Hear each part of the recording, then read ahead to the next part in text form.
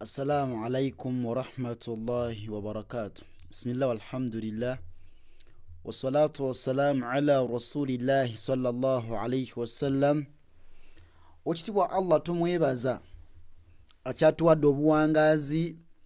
Tumusaba Allahu jalla wa ala asokusasa n'ebyengera ku mbaka Muhammadu sallallahu alayhi wasallam.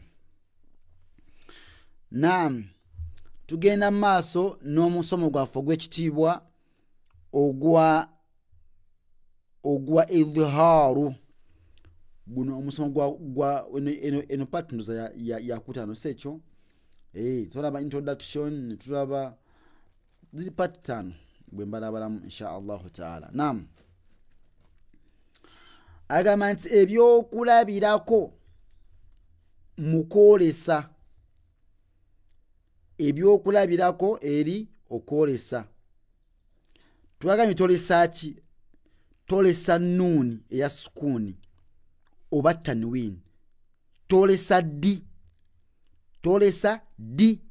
Tolesa nga nuni sakina oba tanwin esisinkanyemu ku nnyukuta z'okwolesa eza idhharu. Awakulu nkaddamu ako. Tolesa ki? Tolesa nuni eya sukuni oba tanwin. Tolesa di.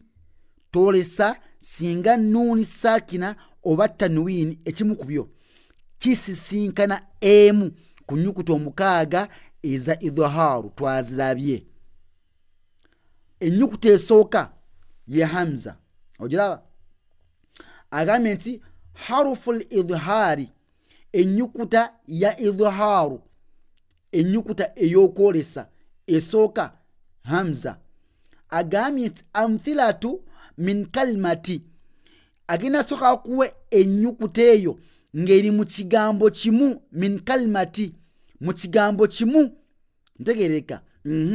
Amthilatu min kalimatain, agikuwe ngeri mu bigambo bibiri. Min kalimatain, mu bigambo meka? Bibiri.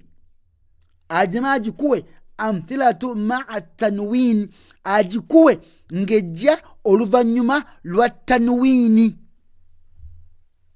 Nkaddemu agenda kuwa ennyukuta ya idhharu mu box eno.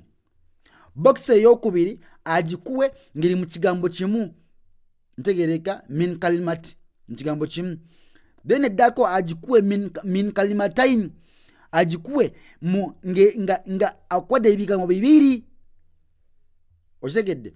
Then wano agikuwe ngejja oluvanyuma lwa tanwini. Akwade hamza. Mu kigambo ekimu min kalimati, mu kigambo ekimu akwade wayan auna.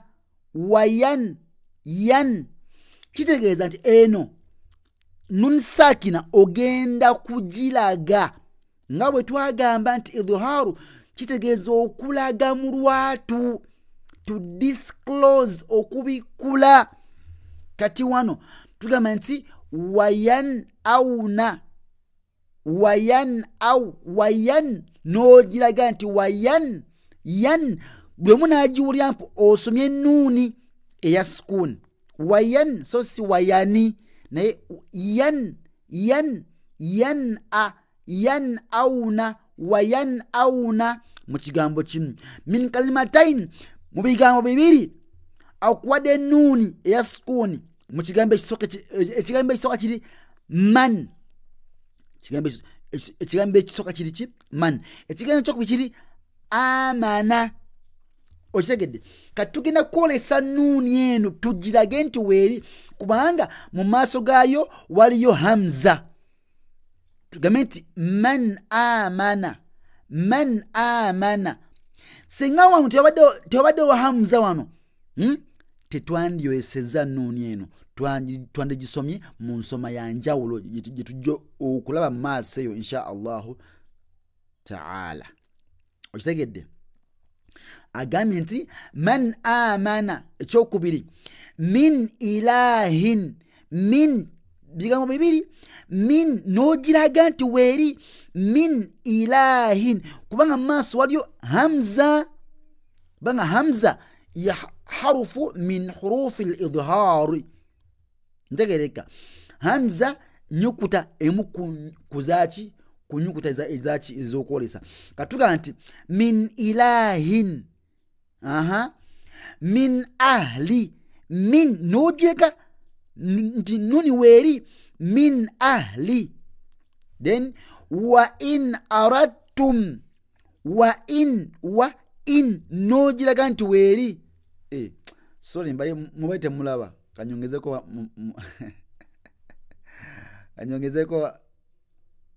nduza mulaba bulungi nnyo wa in aradtum okirabye wa in aradtum man a'ta man nojiraga nti weri man a'ta then wa man asaa wa man asa buno twabusoma buno bwangaza twabusoma wa man asaa kati man nun onojiraga nti weri okitegedde agambye nti amthilatun wano teze kamera ante muga kungulya kamera naga tuli mukusonda kamera banange ne laptop ne sound card kasenga system na kutambuza agamba nti amthilatu ma'a tanwini agenda kuwa ebyo kulabirako nga biva muki mutanwini tugende maaso agamba nti kullun amana billahi kullun lwaki oreseza tanwini eno lwaki noga nti kullun notagamba nti kullun okitegedde lwaki kubanga maaso waliyo emu ku nyukuta zaki za idhaharu so katuga nti kullun because hamza weri kullun amana billah okitegedde adhabin alimin adhabin tugamba nti bin kubanga maaso waliyo hamza nitolesaki tanwini bin so singa tewabaddewo hamza twandijibuliza oba twandijikwese oba twandikoze eki twandijingiza munda oba twandijikyusiza nefuka nun so nefuka mim sorry nitegedde so waliwo ki hamza tu'adhabin alimin ghasiqin idha waqaba kati ghasiqin waiqin because mas waliyo hamza etukiriza okwolesa tanwini eno tugamba nti ghasiqin okitegedde then abdan wa abidan idha salla abidan idha salla abidan dan lwaki maaso waliyo ki waliyo hamza eno alifu tebagisoma ogira bino alifu tebagibala lwaki esoka teina mperezi so it is a silent letter eno sije tuba era ojagisanga ku bigambo bingi ne maaso gye tulaga negujjajjasa bera ngomanyi tebakola ki tebagisoma tebagikonsideringa ntegereka tukonsideringa eno eddako wano eyina emperezi okitegedde so eno gye tubala so seeno katuga nti abedan idha salla so si abedan nowuna nedda ntegereka tuli wano tayran ababila moswa tuki fil tayran ababil nosano skon neo swembade just mbade wano ti tayran why tayran because mas waliyo hamza nagami ti eno alif tebagibala mtegedde tayran ran obalya kweno erike emperezi ntegereka